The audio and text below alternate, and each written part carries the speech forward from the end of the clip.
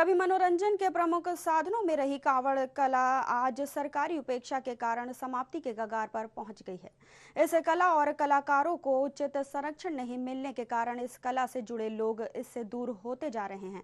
हम बात कर रहे हैं इस कला से जुड़े लोगों की जो आज मुश्किल से अपने परिवार का गुजारा कर पा रहे हैं। आइए देखते हैं एक खास रिपोर्ट।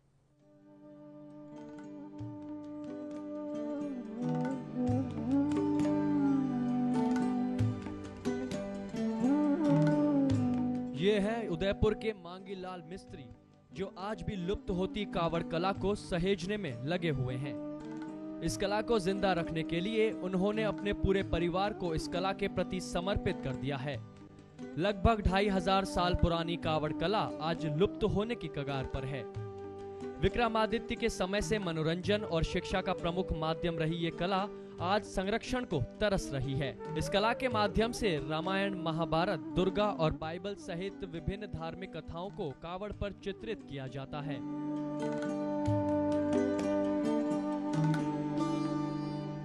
मैं उदयपुर में भारतीय लोक कला में काम कर कठपुतलियाँ पे, कावड़ा पे सब परिवार मतलब मिलजुल करके ये काम करते रहे। छोटी 12 इंच की होती थी कावड़ें पहले, उसको मैंने परिवर्तन करके छोटी से छोटी माचिस से भी छोटी कावड़ बनाई और बड़ी से बड़ी 8 फीट ऊंची और 20 फीट लंबी बनाई। उसमें रामायण, कृष्ण, दुर्गा, बाइबल सब कर करके 70 प्रकार की कावड़े बना करके और अलग से अलग अलग धार्मिक कथा के ऊपर भी उनका प्रयोग किया। और औरतों के लिए भी करवा चौथ, दशा माता की कहानियाँ मतलब जितनी भी थी उसी तरह के काम कर करके मैंने ये इसको आगे बढ़ाने की कोशिश की।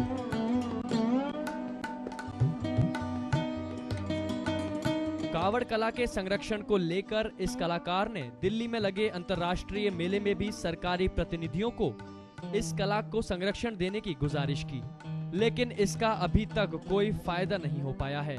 इन कलाकारों को सरकार की ओर से इस कला को बचाने के लिए कोई भी मदद नहीं मिलने से इस कला से जुड़े लोग काफी हताश महसूस कर रहे हैं।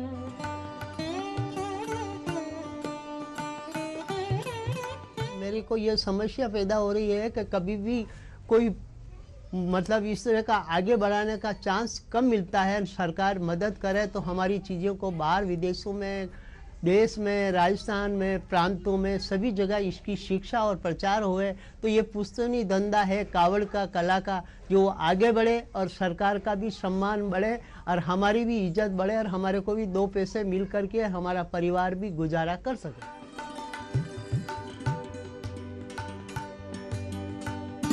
कला के अंदर शिक्षा विभाग के थ्रू या सरकार के थ्रू या परिवार नियोजन, देश प्रथा, अल्प बचत और सभी जगह स्कूलों में, कॉलेजों में इस कावड़ का प्रचार हो है। चित्रों के द्वारा इनको परीक्षा मिले और सम्मान मिले। ये कला जीवित रहेगी तो हमारा भी आगे बढ़ने का मौका मिलेगा और हमारा परिवार भी आगे बढ़ेगा और हमारे छोटे बच्चे हैं उनको भी हम शिक्षा इसी में देंगे। नहीं तो हमारे बच्चे भी परेशान होकर के दूसरा धंधा पुश्तैनी धंधा छोड़ करके और यहाँ दूसरा काम पकड़ेंगे तो ये कला खत्म हो जाएगी।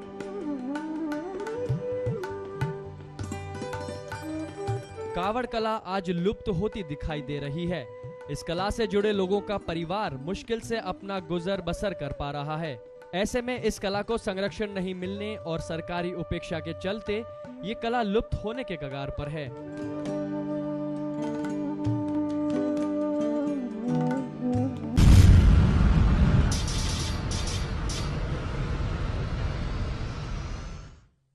ब्रेक के बाद आपका स्वागत है। विक्रमादित्य के दरबार से राजस्थान के चित्तौड़ जिले के बस्सी गांव पहुंची इस कावड़ कला का आज एक ही रूप देखने को मिलता है। इस कला का दूसरा पहलू आज समाप्त हो चुका है।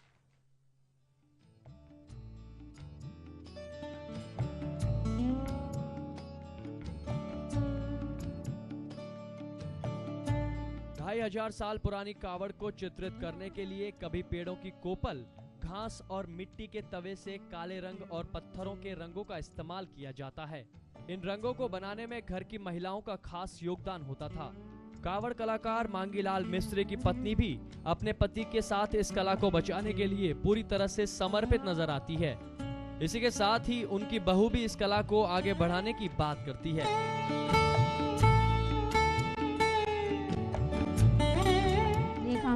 शादी के बाद सीखा, पहले नहीं जानते थे। और इन काम में मम्मी जी ने और पापा जी ने बहुत सिखाया है, मदद की है। और हम चाहते हैं कि ये काम आगे से आगे बढ़े, ये कला यही ख़त्म नहीं हो। इसके लिए हम बच्चों को भी यही सिखाते हैं और ये कला आगे से आगे बढ़ती रहे।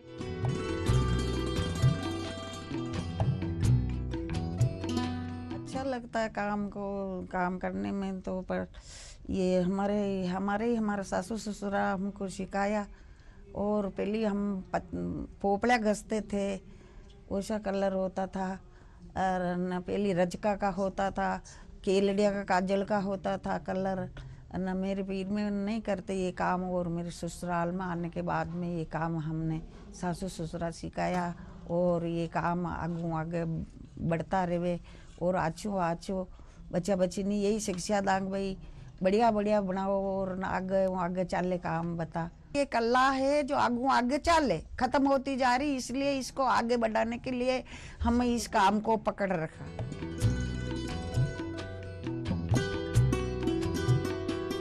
कावड़ कला को लेकर कुछ विश्वविद्यालय के छात्रों ने इस पर शोध भी किया और पीएचडी की उपाधि भी ली है। हालांकि इस कला को जीवित रखने के लिए इससे जुड़े कलाकारों ने इसमें नए प्रयोग भी किए हैं, जो आज इसका अस्तित्व बचाए हुए हैं।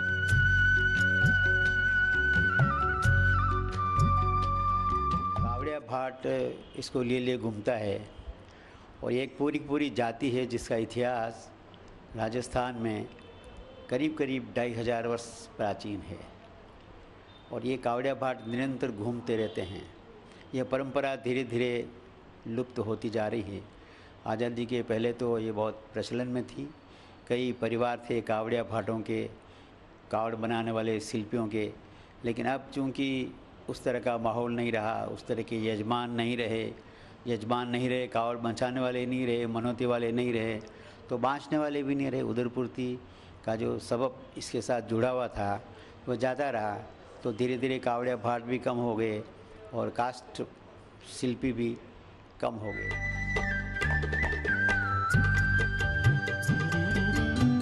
कभी आस्था का प्रमुख केंद्र रही कावड़ ने अपने आप को बचाने के लिए काफी प्रयास किया है और परंपरागत स्वरूप में परिवर्तन करके टीवी संस्कृति के इस दौर में भी अभी तक ये जिंदा है। लेकिन अब देखना ये होगा कि लगातार उपेक्षा के चलते ये कला अपने आप को कितने समय तक जीवित रख पाती है।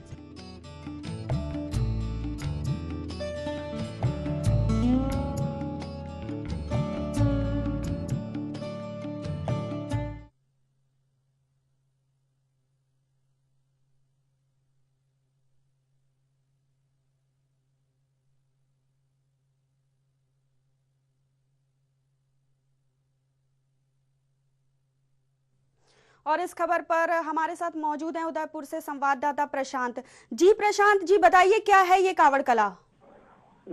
अनुपमा, ये करीब 2500 साल पहले विक्रमादित्य जो राजा थे उनके दरबार से एक बाढ़ समाज का एक कंकु बाढ़ करके मेवाड़ संभाग की चित्तौड़ जिला है जहाँ पे बस्ती गांव में आया था।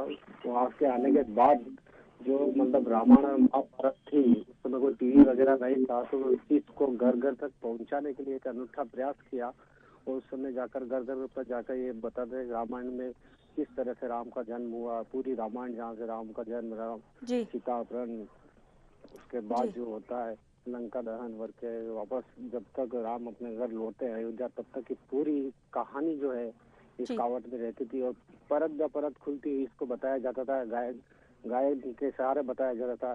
काफी प्रचलित हुई कावड़ कला। उसके बाद अब क्या है, जैसे जैसे आधुनिकता बढ़ती गई, घरों में टीवी चैनल्स वगैरह आ गए, तो अब इन कावड़ कला के जो परिवार थे उन परिवार का जो ये मतलब आर्थिक जो सहायता थी ये सब बिल्कुल बंद हो गई। अब उनके रोजगार के संकट खड़े हो गए। इसी को लेकर उदयपुर का एक परिवार है जो अभी भी इस कावड़ कला को जिंदा रखा हुआ है। अब इनको खाली यही एक आशा है कि सरकार किसी तरह से इनको कुछ सुविधाएं दे जिससे कावड़ कला को जीवित रखे और स्कूलों में जाकर भी इन बच्चों को बता सके, बच्चों को ये पता चल पाए कि उस युग में भी आदमी इतना काम कर सकता था। जी प्रशांत, इस कला पे क्या क्या प्रयत्न करने पड़ते हैं?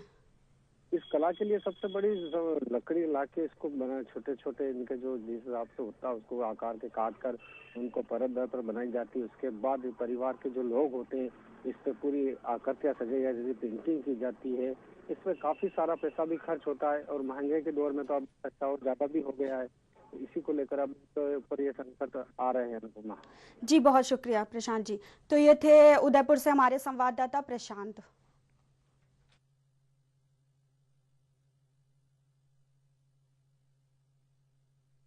एचबीसी समय के साथ बदलाव भी आया है। आज इस कला में परंपरागत रंगों के साथ अन्य रंगों को भी इस्तेमाल होने लगा है।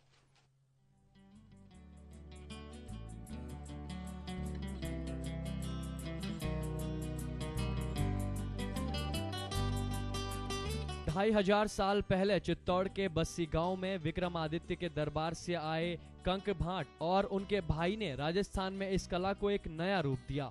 कंक भाट ने इस कावड़ कला को अपनाते हुए उसके ऊपर चित्रित किए जाने वाले रामायण प्रसंगों को गायन के साथ यजमानों के घर जाकर उनका वर्णन करना प्रारंभ किया।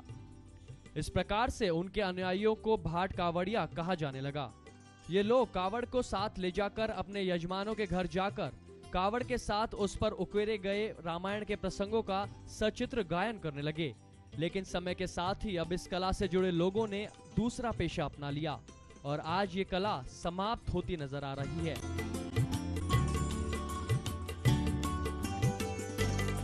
कावड़ दरअसल काष्ठ कला का एक सुनाम है।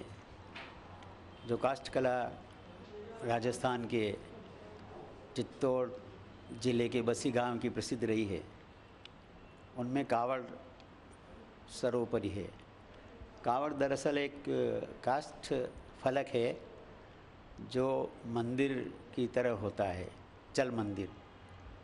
इसके साथ जुड़ा हुआ जो कावड़िया भाट होता है वह इसे अपने बगल में लिए गांव गांव घर घर घूमता है और एक एक चित्र को पट को खोलता हुआ उसकी गाथा लयकारी बड़ी ढंग से गाने के माध्यम से लोगों को रिझाता है, देवी देवताओं के दर्शन कराता है और उनके संबंध में बहुत संक्षिप्त में जानकारी देता है।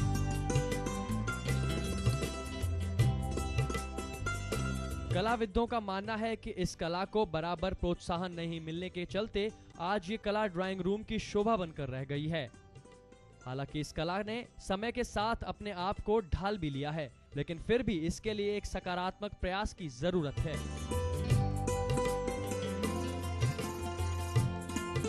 कलाकारों को उचित संरक्षण नहीं मिलने के कारण भाट कावड़ कला तो आज पूरी तरीके से समाप्त हो चुकी है, लेकिन इस कला के एक रूप को बचाने के लिए एक परिवार अभी भी पूरी तरह से समर्पित है। सरकार की इस कला के प्रति बेरुखी के चलते भाट कावड़ियों की तरह ये कला भी समाप्त ना हो जाए, इसके लिए सरकार को इस कला को बचाने के लिए सकारात्मक प्रयास करने पड़ेंगे।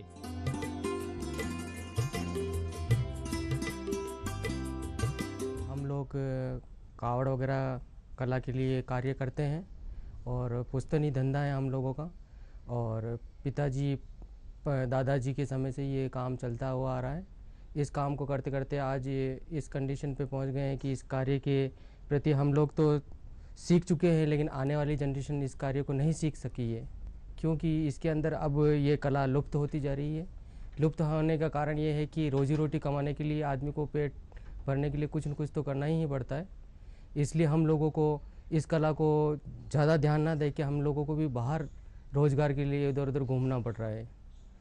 तो मैं सरकार से यही आग्रह करना चाहूँगा कि इस कार्य के प्रति हम लोगों को कुछ सहयोग प्रदान करें, जिससे इस कार्य को हम बढ़ा सकें।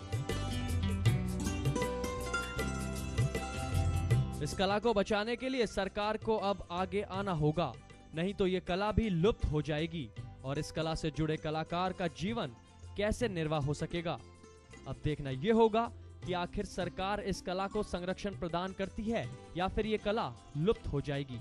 एचबीसी न्यूज के लिए उदयपुर से प्रशांत सिंह डोडिया की रिपोर्ट।